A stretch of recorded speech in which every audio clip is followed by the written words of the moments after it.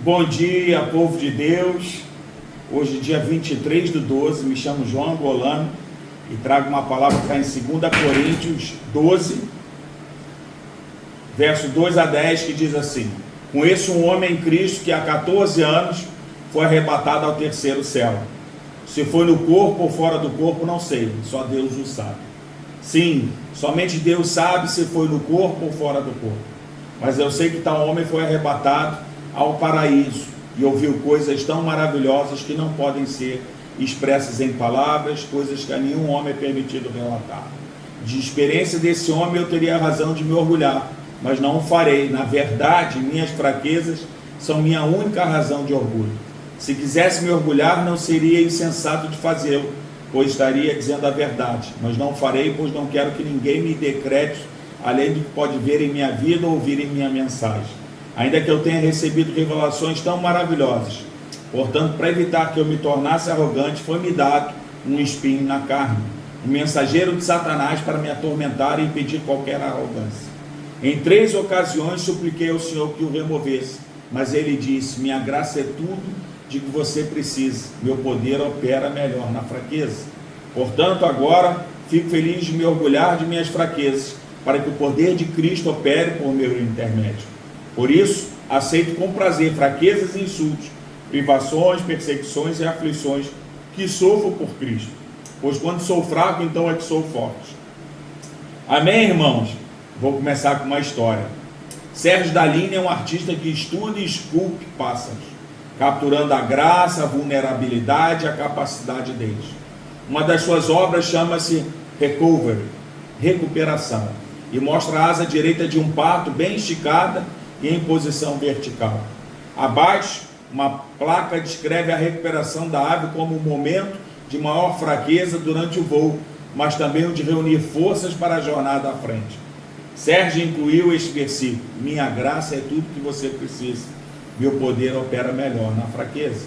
2 Coríntios 12, 9. O apóstolo Paulo escreveu essas palavras à igreja em Corinto. Nessa época, sobrecarregado com lutas pessoais, Paulo suportou e implorou a Deus que removesse o que descreveu como um espinho na carne. Sua aflição pode ter sido uma doença física ou uma oposição espiritual, como foi com Jesus no jardim da noite anterior à sua crucificação. Paulo repetidamente pediu a Deus que removesse seu sofrimento. O Espírito Santo respondeu, assegurando-lhe de que lhe daria a força necessária. E Paulo aprendeu: quando sou fraco, então é que sou forte. Os espinhos que experimentamos nessa vida, como um pássaro reunindo forças para a jornada à frente, podemos pedir a força de Deus para nos auxiliar. Em sua força encontramos a nossa. E qual é a verdade hoje, meus amados irmãos? O espinho na carne nos ensina. Irmãos, existem muitas especulações acerca do que seria o espinho na carne do apóstolo Paulo. O objetivo aqui não é entrar nessa discussão e nem afirmar o que a Bíblia não diz. O mais importante, imprescindível, eu diria, é tirarmos lições que sejam práticas para as nossas vidas.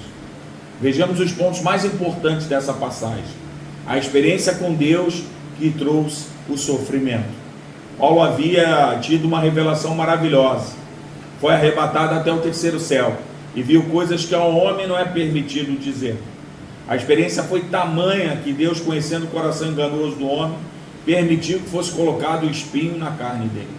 Muitas vezes queremos nos aprofundar em nosso relacionamento com Deus, mas não estamos dispostos a sermos esbofeteados por um mensageiro de Satanás, de forma que isso nos manterá firmes no único propósito válido para um cristão: dar toda a honra e toda a glória a Deus. Nem sempre Deus vai nos responder na primeira oração. Essa teologia superficial que diz que Deus está sempre pronto a nos responder e que Ele sempre está ao nosso dispor, cai por terra. Não apenas na passagem em questão, porque alguns podem dizer que Paulo não teve fé, mas também com Jesus no Getsemane, que orou por 3 vezes pedindo para o Pai passar dele o cálice.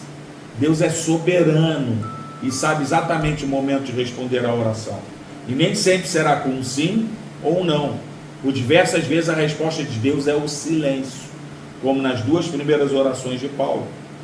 Se o silêncio de Deus não nos aproxima dele, é porque queremos um resolvedor de problemas e não um pai. A graça de Deus nos é suficiente. Ouvir de Deus que a graça dele já é o suficiente é um bálsamo para a alma. Ela que nos garante a salvação, apesar dos nossos erros e falhas. A graça que nos leva para mais perto de Deus e nos torna seus filhos. A graça tira todo o nosso mérito e deposita em Deus. Ela nos humilha e exalta a Deus, que é o único digno de honra e glória. Um coração orgulhoso jamais se alegrará em ouvir isso, mas o servo que reconhece ser o pior dos pecadores se regozija como se tivesse encontrado o maior dos tesouros. Afinal, Cristo nos resgatou das trevas e nos levou para a luz, nos tornou herdeiros com ele do reino do Pai. Provavelmente por conta do espinho na sua carne e a resposta de Deus, Paulo escreveu um dos mais inspiradores trechos da Bíblia. Por isso não desanimamos, embora exteriormente estejamos a desgastar-nos, interiormente estamos sendo renovados dia após dia, pois os nossos sofrimentos leves e momentâneos estão produzindo para nós uma glória eterna que pesa mais do que todos eles. Assim, fixamos os olhos não naquilo que se vê, mas no que não se vê, pois o que se vê é transitório, mas o que não se vê é eterno. 2 Coríntios 4, 16, 18. Aleluia. Paulo chama de leves e momentâneos, o que para nós provavelmente seria algo insuportável. Prisões, naufrágios, traições, apedrejamento, chicotadas e açoites, mordida de cobra, abandono, frio, fome e por aí vai. Definitivamente, a vida dele foi muito difícil, mas o que o impulsionava adiante era o fato de saber que essa vida é curta e passageira, portanto, o que mais importa é o que está além dela, a glória eterna ao lado de Deus. Amém, irmãos? Graça e paz.